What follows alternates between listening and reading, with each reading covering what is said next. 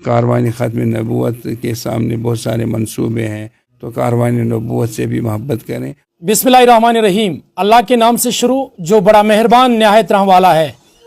درودوں کی بارش ہو اس ذات پر جس کی غلامی پہ ہمیں ناز ہے۔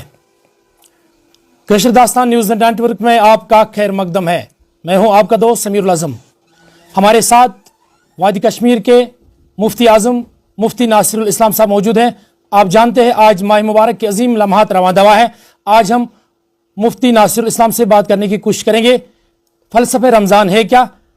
آئیے مفتی صاحب سے بات کرتے ہیں۔ مفتی صاحب، کشر داستان نیوز نیٹ ورک میں ہم آپ کا خیر مقدم کرتے ہیں۔ بسم اللہ الرحمن الرحیم، نحمدہ و نصلی علی رسول الکریم۔ بہت بہت شکریہ آپ کا، آپ تشریف لائے۔ دیکھیے، بنیادی طور پہ رمضان کا مہینہ جو ہے یہ ہمیں احتساب کی دعوت دیتا ہے۔ یہ سب سے پہلی بات ہے کہ ہم اپنے آپ کو دیکھیں، اور جو ہمارے اندر کی برائیاں ہیں، جس میں غیبت ہے، چغلی ہے، لعن و طعن ہے، بدگمانی ہے، تکبر ہے، ظلم ہے، غصہ ہے، جھوٹ ہے، وعدہ خلافی ہے، بد نگاہی ہے، حسد ہے، بغض ہے، ان سب کا ہمیں علاج ڈھونڈ نکالنا ہے۔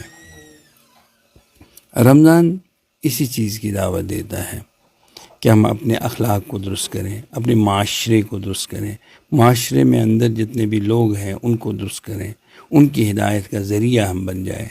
اور یہ بنیادی طور پہ اجتماعی تزکیہ نفس اور انفرادی دونوں کی دعوت دیتا ہے۔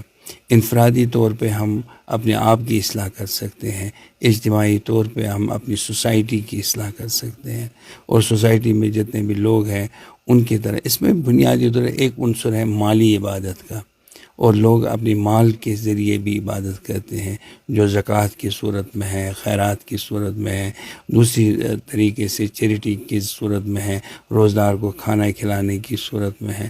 اب مسئلہ یہ ہے کہ تزکیہ اور جو تزکیہ نفس ہے اور تقویٰ جو ہے، یہ دو ایسی باتیں ہیں جن پہ ہمیں غور کرنا چاہیے۔ اور تقویٰ، مفتی صاحب، اگر ہم دین اسلام کی بات کریں، دین اسلام کو ایک عظیم خطاب ملا ہے، ان دین عند اللہ الاسلام۔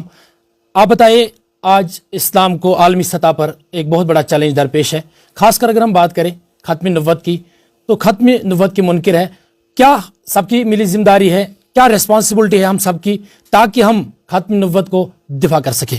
دیکھیے، اسلام کے تحفظ کی ذمہ داری اللہ تعالیٰ نے لی ہے، اور رسول اللہ صلی اللہ علیہ وسلم سے عقیدت اور محبت کرنے والے کروڑوں لوگ ہیں، ایسی بات نہیں ہے۔ آج جس یورپ کی آپ بات کر رہے ہیں، اس کے مختلف علاقوں میں دین پھیل رہا ہے، بڑی تیزی سے پھیل رہا ہے، حالانکہ نہیں پھیلنا چاہیے تھا۔ اور آج اور جو لوگ مسلمان ہو رہے ہیں، کنورٹ ہو رہے ہیں، ریورٹ ہو رہے ہیں مسلمان، اور وہ دین کی بہتر انداز سے خدمت کر رہے ہیں۔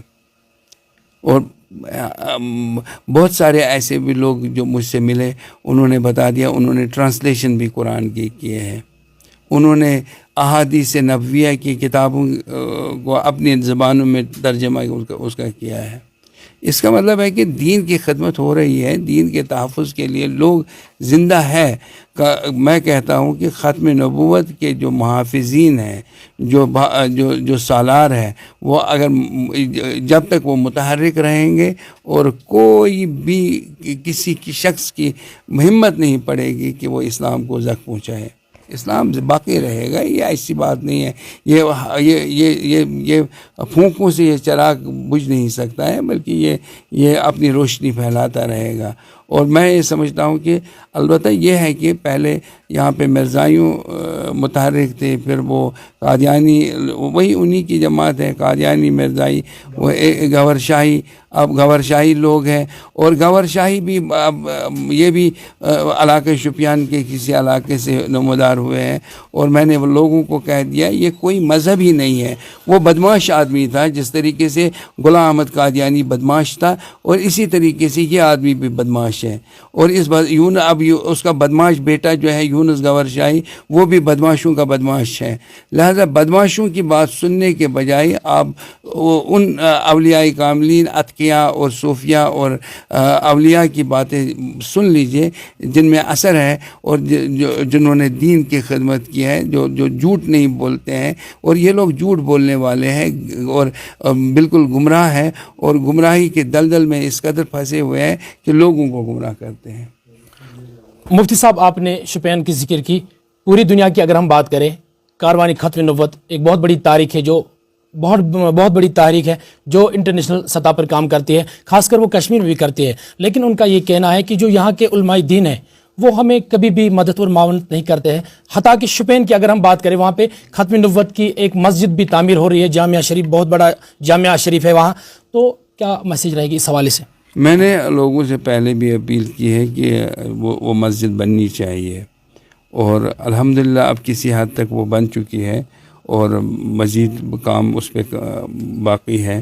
اور میں لوگوں سے اپیل کر رہا ہوں، صاحب ثروت لوگوں سے، کہ وہ اپنی ماوی معاونت سے اس مسجد کی تعمیر میں اپنا بھرپور تعاون دے تاکہ وہ مسجد بن جائے. اور دوسری بات یہ ہے کہ کاروانی ختم نبوت کے سامنے بہت سارے منصوبے ہیں. وہ لوگ دارالعلوم کو بھی بنانا چاہتے ہیں، اور اس کے لیے وہ متحرک ہیں. ہم ان کی اللہ تعالیٰ سے یہی دعا کرتے ہیں، اللہ تعالیٰ ان کو ہمت دے.